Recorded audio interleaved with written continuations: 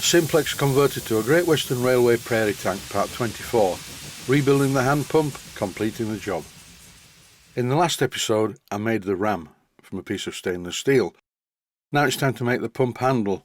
I drilled a hole in a piece of brass, one imperial size less than 3/16 of an inch, and then just like I did with the ram, I reamed the hole to 3/16 of an inch using a 3/16 of an inch diameter reamer. The piece of brass that I'm making the handle out of is too wide to fit in the slot in the ram. So by careful use of my 1-inch belt sander, I made it fit in the slot. The handle is quite wide. I wanted it to be strong. I reduced the thickness of the handle just the right amount, and for the correct length, as you can see here. But owing to the length of the milled slot in the ram and the width of the handle, I cannot get full travel on the ram. The good news is this is a very simple fix. Machining the slot in the pump ram longer is not the answer. The easiest way to do this is to remove some of the thickness of the handle. I did this with the bandsaw and I cleaned it up with a small drum sander in my Proxxon motor tool. Previously, I marked the length of travel of the ram with a felt tip pen, and as you can see now, that line is much further out. Nothing's binding and it feels good. And now it's fun time. I'm machining a very narrow groove in the ram using a very thin high-speed steel parting tool. And it's definitely not going to work at that speed, so I've put the lathe in back gear to slow it down, plenty of lubricant, and here we go. It's very important not to get ambitious with a tool so thin. As I mentioned in the previous episode, stainless steel can be difficult to machine.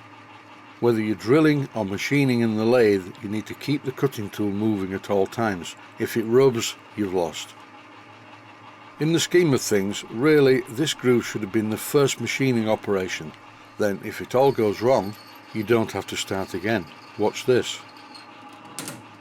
That was caused by putting too much pressure on the tool, and as you can see, it was deflected downwards.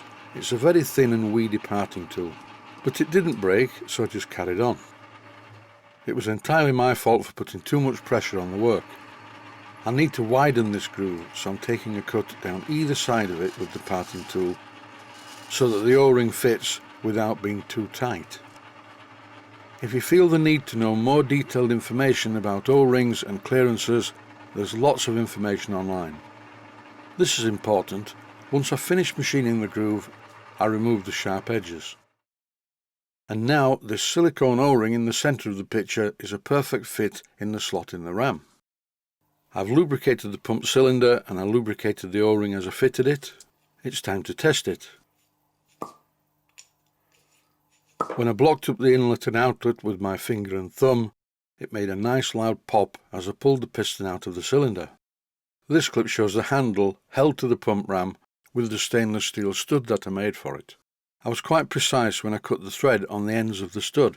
Obviously the centre of this stainless steel stud isn't threaded. And with the stud in position before I fitted the nuts, you could still see a tiny amount of the parallel part at each side, and this allowed me to tighten the nuts up against the parallel part rather than the ram itself. The two brass nuts are quite tight against the plain shank, so they don't need lock nuts. I'm going to fit these two pieces with a couple of 4BA countersunk bolts, and I countersunk the holes in just one of the levers to take the countersunk heads. I would normally never use threaded bolts on moving parts, but in this case I think it will be okay. You will notice that I've used two thin lock nuts together to make sure this doesn't vibrate loose. Here's a before and after. I think it's an improvement. If nothing else, all of the parts that I've made are fully rust-proof. In this clip I'm applying some Loctite 542 to the blanking plug at the top of the valve chamber. This wasn't the most accurate thread in the world, so I was a bit concerned that it may leak, but it won't now. When I place the pump in a small plastic tub filled with water and operate the pump ram, there's no possible way can I stop it pumping water out of the outlet. Well, with my fingers anyway. But from experience, this pump will work perfectly well when it's back in the engine.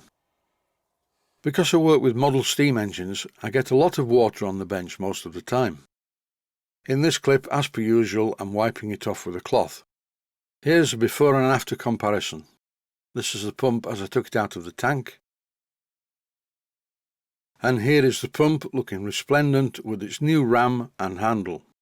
All that now remains to be done is to hang the wet cloth on my drying rack in the outer part of the workshop by the acid bath. Here are some cloths that are dried earlier, now being replaced with the one I've just wiped the bench with. And that's it for this episode. I'd just like to say stay safe, stay well, thanks for watching, and I hope you found it useful.